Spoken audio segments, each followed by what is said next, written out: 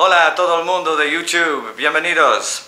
Bueno, hoy quiero hablar con otro tema, algo diferente, pero también tiene implicaciones de la religión en Europa y todo. Pero bueno, como el título dice, la independencia de Catalunya y todo eso, es que quizás la gente piensa, es que, ¿por qué este guiri habla sobre este tema? Es que, ¿por qué un irlandés? Pero bueno, lo único, cierta autoridad que tengo es que viví más de 7 años en Madrid y mi mujer es española y todavía mi hermana vive en Barcelona. Y me gusta España, me gusta el concepto, la historia de España. Bueno, voy a continuar en inglés, con subtítulos en español, claro. Lo siento, es que no hablo en catalán, entonces, bueno, en beneficio de todos, ¿no? Y además no quiero una guerra entre Barcelona y Madrid sobre la lengua. Bueno. Yes, everyone, the notion of separation and emancipation, this European trend that goes on, from Scotland to Belgium to Spain. And it's an interesting phenomenon, I think, in recent times, and a regretful one also. For me, you see, I suppose it's because I'm coming from an Irish perspective where the question of independence and romantic notions of separation and freedom and all of that were very, very much part of our history. And it's kind of learning the lessons from that.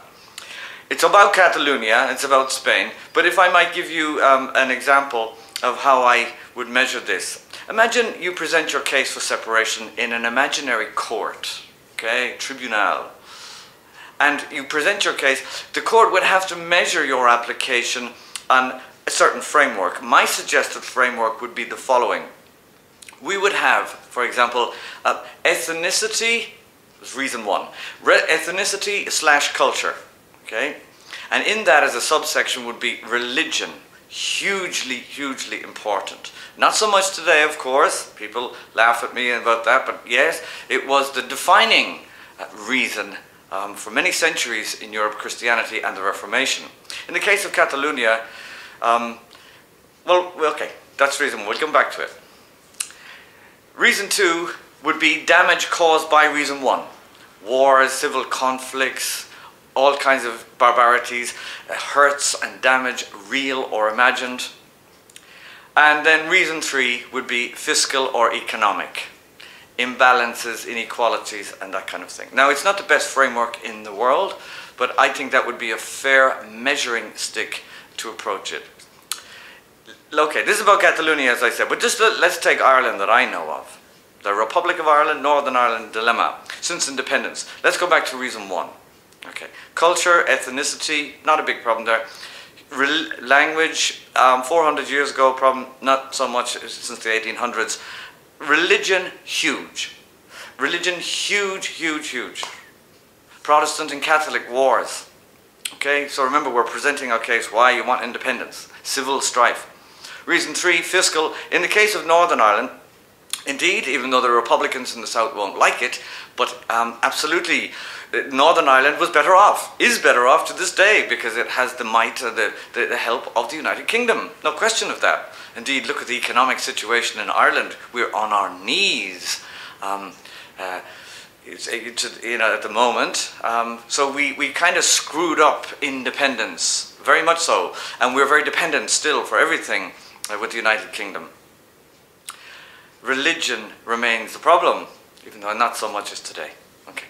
Catalunya, on that measuring scale. Okay, I cannot go back 500 years to the original merger of Castile and Aragon. There's no need to anyway. If you take ethnicity and culture, there's a cosmetic difference. Language, a cosmetic difference in Catalan and Castellano. Religion, all Catholic, no problem at all there. So one of the most defining and decisive reasons has no relevance at all. So the only thing we're left with, or Catalan, or Senor Arthur Mas, is fiscal. It's a financial argument. And so why I would, if I were the court, el juez, But if I were the court and you're asking me the consequences and the possible consequences of your further actions, I would say, you know, it's the worst application in the world. Based on economics and a fiscal reason.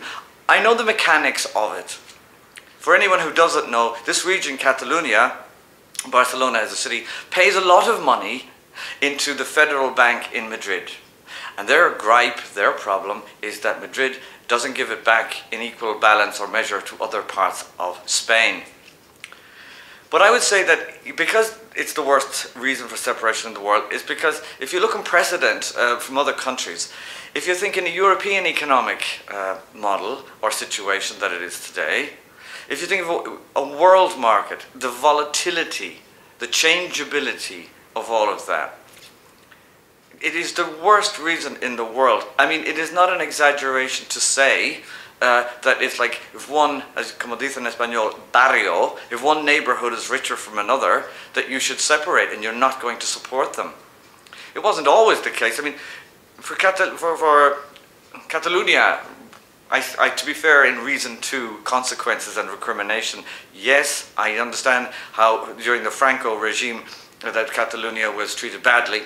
Even ignoring its language tradition, it was marginalized, and because the Civil War had started there, and all of that kind of thing. But since 1975, when he died, and then the wonderful Constitution of 1978, which recognized a lot of that hurt, and recognized things that had passed during the 40 years of Franco's reign, I would say that Catalunya, just like El País Vasco, the Basque country, really has enjoyed a lot of autonomy. A great lot of freedom and autonomy. Now, if Catalans, for just that singular fiscal reason, leave, then you'll have to reapply in the European context as a separate country to be in the European Union. A new application. Presumably, Catalunya would like to obey all the treaties, in other words, to be in the Eurozone, to be in Schengen, Maastricht, Nice, the whole lot of them, I presume. I think it's romanticism, populism, and as I say, history will show that if your argument for independence is based solely on a fiscal reason.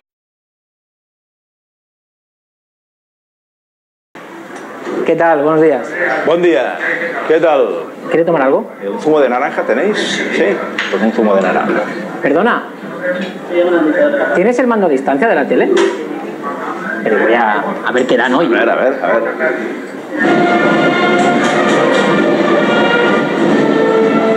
Casualidad. No, casualidad no es nada.